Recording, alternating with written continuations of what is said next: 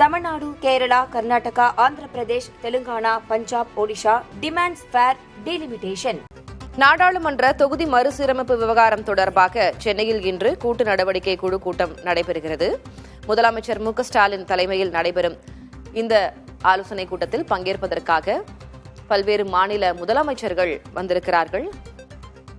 குறிப்பாக பஞ்சாப் முதல்வர் பகவந்த் சிங் மான் பங்கேற்றிருக்கிறார்.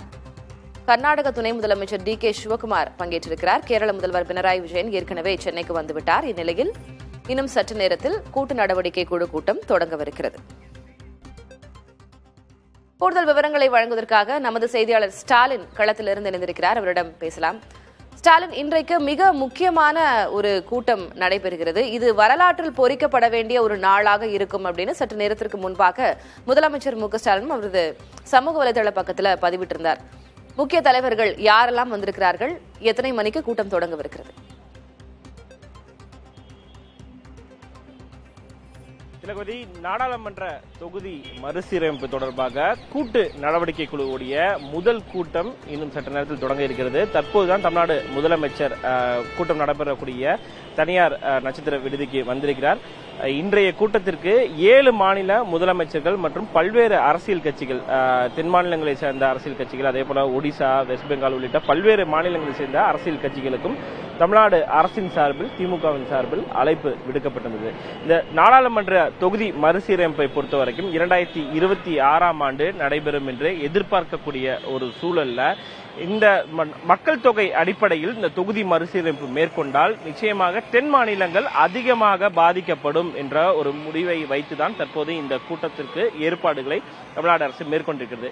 மக்கள் தொகையை கட்டுப்படுத்துவதில் தென் மாநிலங்கள் கடந்த 30-40 ஆண்டுகளாக தொடர்ச்சியாக பல்வேறு நடவடிக்கைகளை மேற்கொண்டதன் அடிப்படையில் தான் மக்கள் தொகை கட்டுப்படுத்தப்பட்டது. குறிப்பாக தென் மாநிலங்கள் அதனை ஒரு தண்டனையாக ஏற்க முடியாது. இந்த டீலிமிட்டேஷனை பொறுத்தவரைக்கும், தொகுதி மறுவரையறை பொறுத்தவரைக்கும் இந்திய அரசியலமைப்பு சட்டத்தின் அடிப்படையில் மக்கள் தொகை அடிப்படையில் தான் இந்த தொகுதி மறுசீரமைப்பை மேற்கொள்ளும் என்று விதிகள் உள்ள காரணத்தினால் நாடாளுமன்ற தொகுதி மறுசீரமைப்பை மக்கள் தொகையை கட்டுப்படுத்திய மாநிலங்கள் இதில் அதிகமாக பாதிக்கப்படுகின்ற என்ற ஒரு பிரச்சாரத்தை தொடர்ச்சியாக திமுக முன்னெடுத்து வருகிறது. அந்த அடிப்படையில் தான் இந்த கூட்டத்திற்கு ஏற்பாடு செய்யப்பட்டது. இன்றைய கூட்டத்தில் 3 மாநில முதலமைச்சர்கள், தமிழ்நாடு முதலமைச்சரையும் சேர்த்து 4 முதலமைச்சர்கள் இன்றைய கூட்டத்தில் பங்கேற்கிறார்கள்.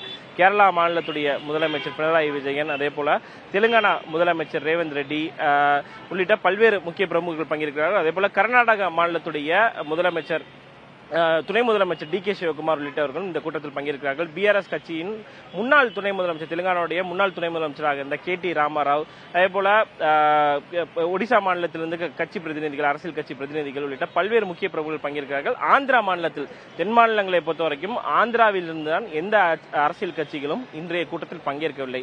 அங்கு ஆளக்கூடிய டிடிபி, தெலுங்கு தேசம் கட்சியுடைய சேர்ந்த பிரதிநிதிகளுக்கு அழைப்பு விடுத்தாலும் அவர்கள் இந்த கூட்டத்தில் பங்கேற்கவில்லை. ஜனசேனா கட்சியுடைய பிரதிநிதி பங்கேற்பார் என்று எதிர்பார்க்கப்பட்ட நிலையில் அவரும் இன்றைய கூட்டத்தை புறக்கணித்திருக்கிறார். அதே போல பல்வேறு அரசியல் கட்சிகள், ஒய்எஸ்ஆர் காங்கிரஸை பொறுத்தவரைக்கும் அவர்கள் முன்னாள் ஆட்சியில் இருந்தார்கள், அவர்களும் இன்றைய கூட்டத்தில் வரவில்லை. என்டிஏல அவங்க இருக்கனால, டிடிபியும் அதே போல ஜனசேனாவும் இருக்கனால இன்றைய கூட்டத்தில் பங்கேற்கவில்லை என்று கூறப்படுகிறது.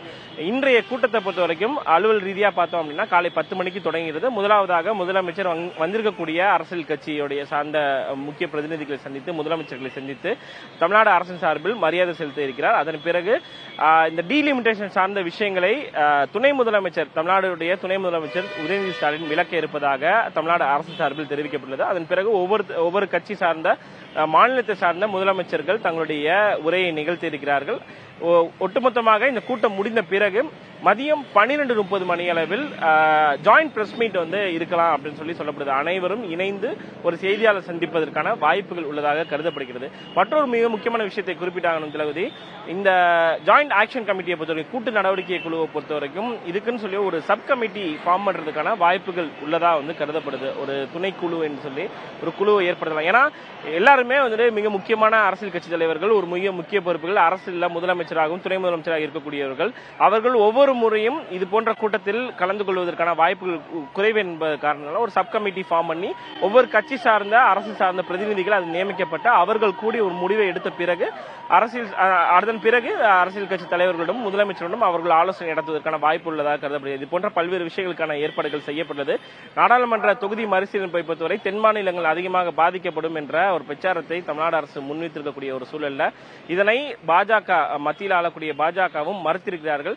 தொகுதி மறுசீரமைப்பை பொறுத்தவரை மக்கள் தொகை அடிப்படையில் இல்லை, விகிதாசார அடிப்படையிலே நாங்க பண்ண போறோம் அப்படின்றதையும் அவங்க இதுவரைக்கும் சொல்லல. இந்த 2 ஆப்ஷன்ஸ் இருந்தாலும் அது எந்த அடிப்படையில் அவங்க பண்ண போறோம்னு சொல்லல.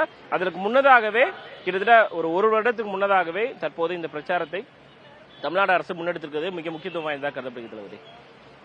உங்களுடைய தற்போதைய விவரங்களுக்கு நன்றி ஸ்டாலின். மிக முக்கியமான நாள், ஒரு முக்கியமான முன்னெடுப்புல தமிழக அரசு இறங்கி இருக்கிறது. அடுத்தடுத்த கட்ட நடவடிக்கைகள் என்ன எடுக்கிறார்கள், இன்றைக்கு என்ன தீர்மானங்கள் நிறைவேற்றப்பட வாய்ப்பு இருக்கு, 12:30 மணி அளவுல நீங்க சொன்ன மாதிரி அந்த ஜாயிண்ட் பிரஸ் மீட்ல என்ன சொல்கிறாங்க அப்படின்றதெல்லாம் நம்ம பொறுத்திருந்து பார்க்கலாம். உங்களுடைய தற்போதைய விவரங்களுக்கு நன்றி. Tamil Nadu, Kerala, Karnataka, Andhra Pradesh, Telangana, Punjab, Odisha demands fair delimitation.